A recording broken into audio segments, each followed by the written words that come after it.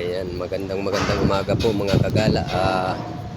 Dito po ako at ipapakita ko po sa inyo kung ano ang kaganapan dito ngayon sa aming trabaho dito po sa TYC.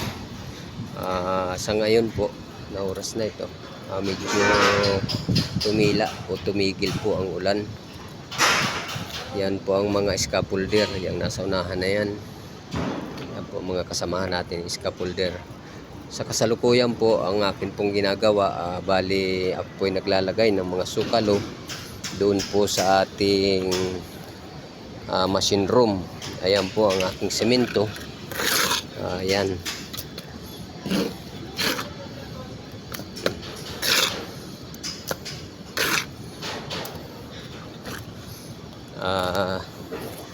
Sa oras na po na ito, bali ayan po ang aking mga kasamaan at ito naman po yung mga nagano ng mga tubo. Yan po, dami po sila. Ayan, papakita ko po sa inyo ang machine room po.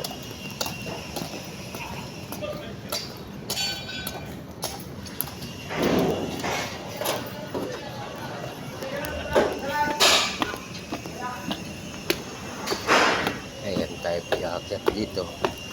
Nandito po tayo sa 30th floor. Ayan po ang aking mga ginagawa. Ayan, medyo makalat pa po kasi yan po ay mga ginagawa talaga na ngayon ng ng mga nagagawa po ng elevator.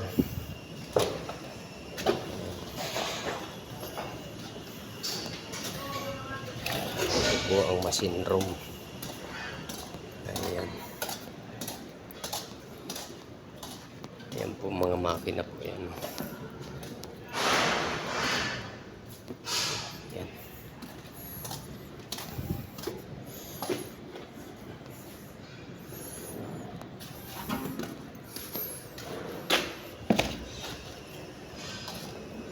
Bali yan po mga kagala, yan po ay parang yung bumibira ng gano'n ng kable ng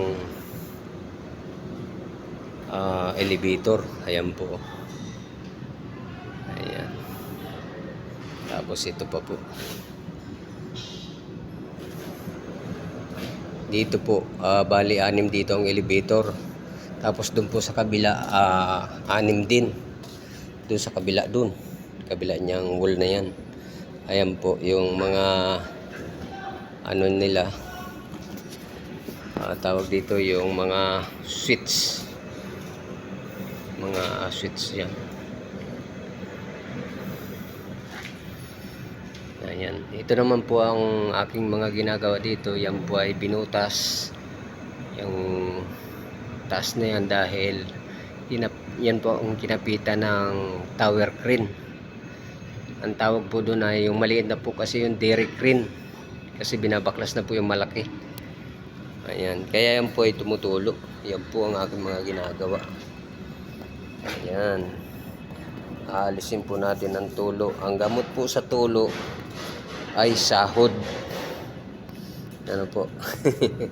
Sahod at saka yan, lalagyan ko po ng sukalo para wala pong tulo. Ayan po, tubig po to. Tubig yan, oh. Ayan, tubig po. Ayan. Maya po tayo bababa na 10:30 na po ang oras. Ayan. Yan po pala ganyan po pala ang makina ng elevator. Ngayon lang po ako nakakita niyan. Tapos meron siyang mga kwerdas. Ito po, maliliit lang siya, oh. Hindi po ninyo makikita kagala kasi napakaliliit. Ito, may nakatali po yan, oh. Ito, alit niya. Yan. Ang dami po niyang kwerdas na ganyan. Kaya ang daming butas po dito. Kaya konting ingat po tayo mga kagala. Kasi baka tayo mahulog sa butas. Ayan. Pero nung wala pa po itong makina nito, ako po dito yung naghasa ng mga wool. Yan, saka po yung mga yan, taas na yan, hindi na po yan lalagyan ng kisame.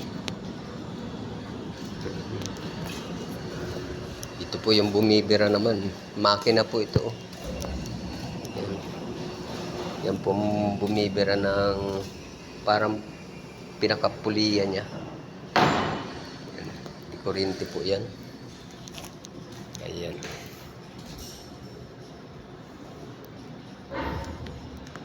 Yan.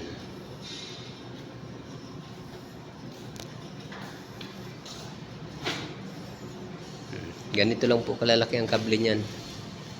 Ayan o. Tapos maraming ayan, marami palang grasa. Nadali tayo mga kagala. Malikot ang kamay. Hawak ng hawak kung saan Ayan.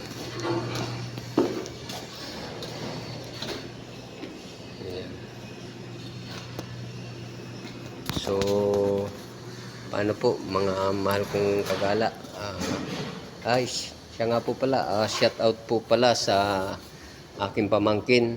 Siya po ay naandun po sa Cayman Island sa ibang bansa, at saka doon po kay Rodel na nasa Canada po.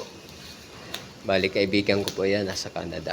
Shout out pala sa iyo, salamat sa mga pagpalo mo. At saka si